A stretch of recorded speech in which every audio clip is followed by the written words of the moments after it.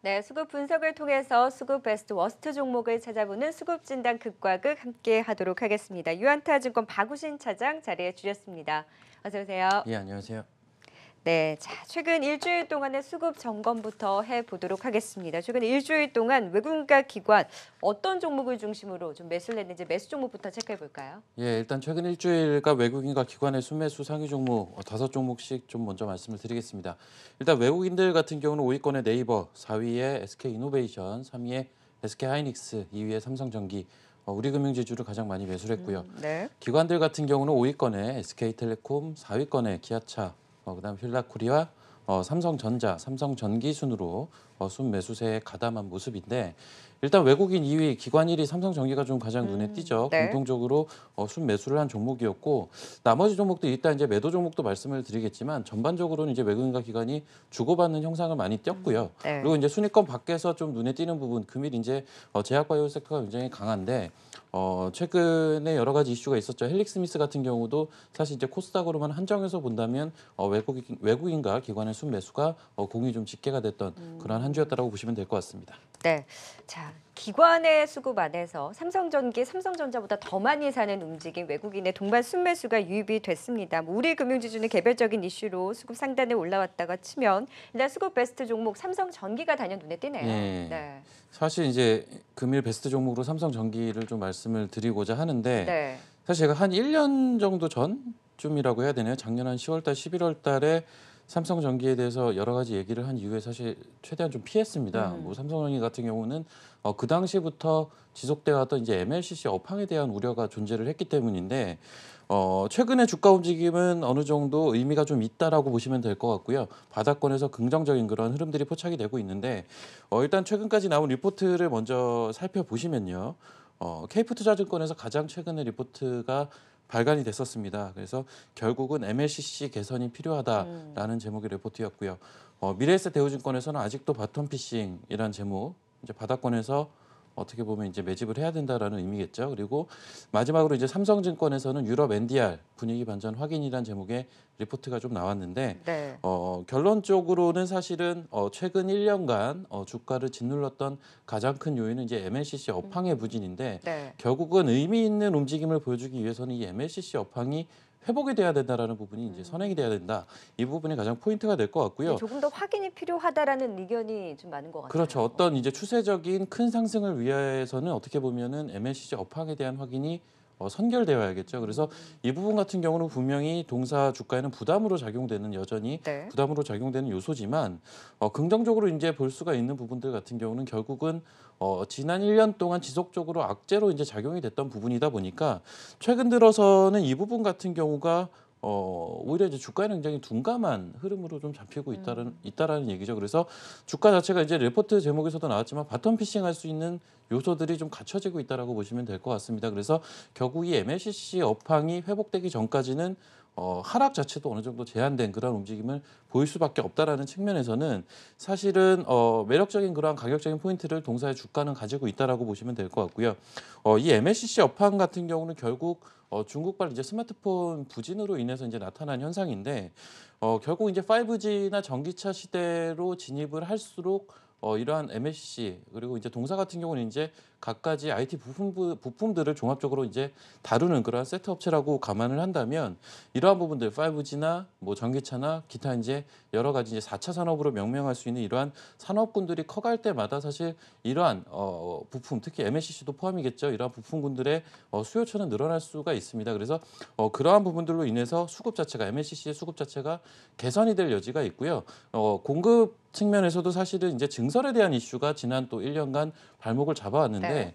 이 증설에 대한 부분들도 사실 이제 시기적인 조율을 해가고 있다라고 현재 알려져 있거든요. 그래서 이러한 부분까지 감안을 한다면 공급이나 이제 수요 측면에서 시간이 지남에 따라 조금씩 나아질 수 있는 요소들은 현재 시점에서 충분히 확보하고 있다라고 보실 수가 있을 것 같습니다. 따라서 당장 일단 3분기부터 이러한 부분들이 돌아서기에는 좀 힘들 것 같고요. 사실 이제 4분기도 좀 힘들 것 같아요. 그래서 이 MLCC 업황에 대한 부분들은 앞서 언급드린 5G나 이러한 전기차 이러한 쪽의 수요가 조금 더 이제 활발해질 수 있는 내년 이후가 될 가능성이 조금 더 높아 보입니다. 다만 주가 자체는 싼 국면에 있기 때문에 어느 정도 이제 주가가 다시 한번 눌려주는 구간에서는 충분히 매수가 가능한 그러한 포인트를 가지고 있는 종목이 아닌가라고 보고 있습니다. 그러니까 우려가 어느 정도 주가에 반영된 이후에 이제는 좀 기대감이 더 반영이 되는 시점에서 저가에서 이제 어느 정도 좀 올려 세우면서 이제 10만 원 선을 다시금 회복하는 삼성전기이긴 한데 MLCC 업황에서 조금은 확인을 해야 된다라는 의견이 있기는 하지만 지금 기대감이 더 크게 반영이 되고 있다라는 거잖아요. 그럼 그렇죠. 어느 정도 네. 이제 싸다라는 이유로 기대감이 더 크게 반영이 된다면 어느 정도까지 올라오면 이제 다시금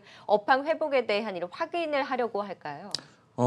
일단 주가 측면에서만 놓고 본다면요. 일단 종가 기준으로 12만 원 선은 넘어가야 이러한 부분들이 어느 정도 가시화되고 있다라고 보시면 되겠고 시기적으로는 내년 초를 일단 예상을 하고 있습니다. 회복에 그래서 대해서. 예, 네. 이것도 다소간에 좀 긍정적으로 봤을 텐데 그렇다면 현재 주가 자체가 이제 금일도 상승세를 보이면서 10만 6천 원 선 위치해 있죠. 따라가기엔 좀 부담스럽다는 그렇죠. 거죠. 근데 이제 다만 앞서도 이제 지속적으로 말씀을 드렸지만 동사 주가의 가장 큰 메리트는 하반 경직성이라고 보시면 될 것 같고요.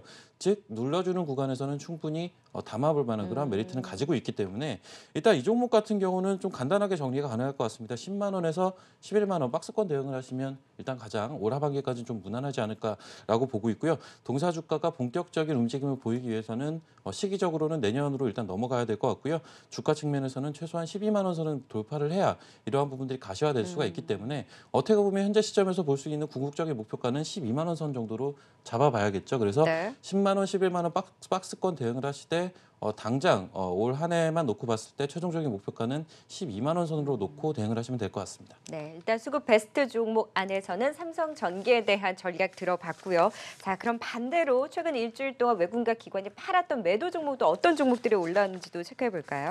예, 일단 한 주간 매도 종목 좀 살펴보겠습니다. 일단 외국인들 같은 경우는 5위권에 SK텔레콤을 매도를 하는 모습이고요. 4위권에 이제 현대모비스, 3위권에는 삼성화재 그리고 필라코리아, 마지막으로 이제 삼성 SDI를 가장 좀 많이 매도를 한 모습인데 일단 순위권에는 없지만 삼성 SDI와 어떻게 보면 이제 같은 업종이라고 볼 수가 있는 LG화학에 대해서도 매도세를 보였다라는 부분이 좀 인상적이라고 보시면 될 것 같고요.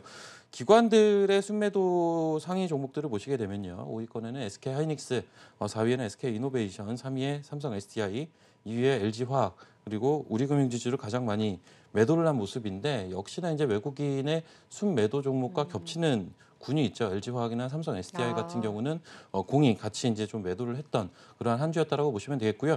기타 종목들 같은 경우는 서두에 이제 언급드린 대로 외국인과 기관의 수급이 전반적으로 매수와 매도가 엇갈린 그러한 흐름이었다라고 보시면 될 것 같습니다. 네, 지금 삼성 SDI, LG화학까지 ESS 화재 소식 전해진 이후에 그리고 지금 LG화학의 경우에 또 실적에 대한 눈높이를 낮춰잡는 움직임 속에 최근에 2차 전지 대장을 필두로 해서 다소 부침을 겪고 있습니다. 수급 워스트 종목으로 삼성 SDI를 또 꼽아주셨는데요.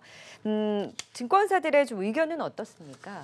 예, 일단 사실 금주 같은 경우는 이제 삼성 SDI와 LG화학이 단연코 좀 눈에 띄었는데 LG화학은 사실 얼마 전에 한번 했었습니다. 그렇죠. 그래서 제가 이제 삼성 SDI를 가지고 나왔다라고 보시면 될 것 같고요. 그러니까 계속 수급은 안 좋다는 거죠. 예, 수급은 사실 그닥 좋지가 않은데 일단 최근에 나온 리포트를 먼저 한번 볼게요. 사실 삼성 SDI는 최근까지만 해도 한 8월 초까지만 해도 시장은 사실 굉장히 좋지 않았는데 주가는 굉장히 좋았거든요. 근데 최근 들어서 오히려 지수가 반등을 할 때 이제 하락을 하는 그러한 형상을 띠고 있는데 일단 최근에 나온 리포트 먼저 좀 말씀을 드리겠습니다. 미래에셋 대우증권에서 OLED 지분 가치 재조명 필요 아무래도 이제 삼성 디스플레이에 대한 디스플레이에, 얘기인 네. 것 같습니다. 그리고 신영증권에서 변함없는 가치라는 제목의 리포트였고요.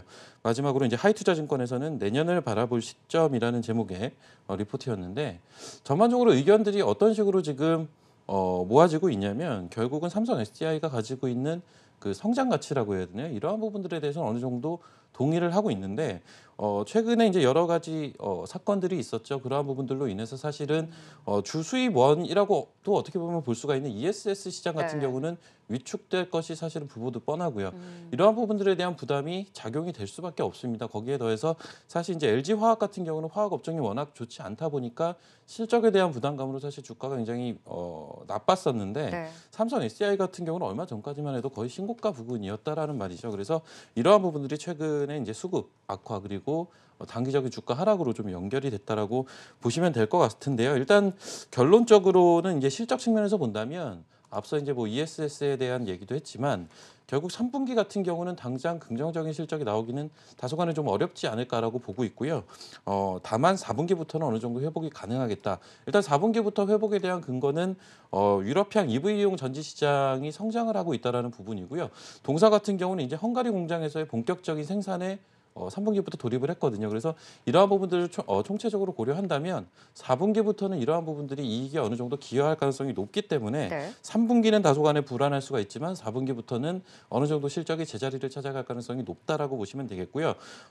일단은 뭐 EV 시장 같은 경우는 지속적인 성장에 대한 부분들, 이제 속도에 대한 부분에 대해서는 이제 이견이 있을 수가 있겠지만 성장의 방향성에 대해서는 어느 정도 의견들을 일치하고 있다라고 보시면 될 것 같습니다. 그래서 이러한 부분들을 감안했을 때 이 종목 같은 경우는 사실은 단기적인 부분보단 중장기적인 흐름으로 보셔야 될 종목이고요. 그렇다면 이제 가격적인 전략이 굉장히 중요한 그런 포인트를 가지고 있다라고 보시면 되겠는데 네.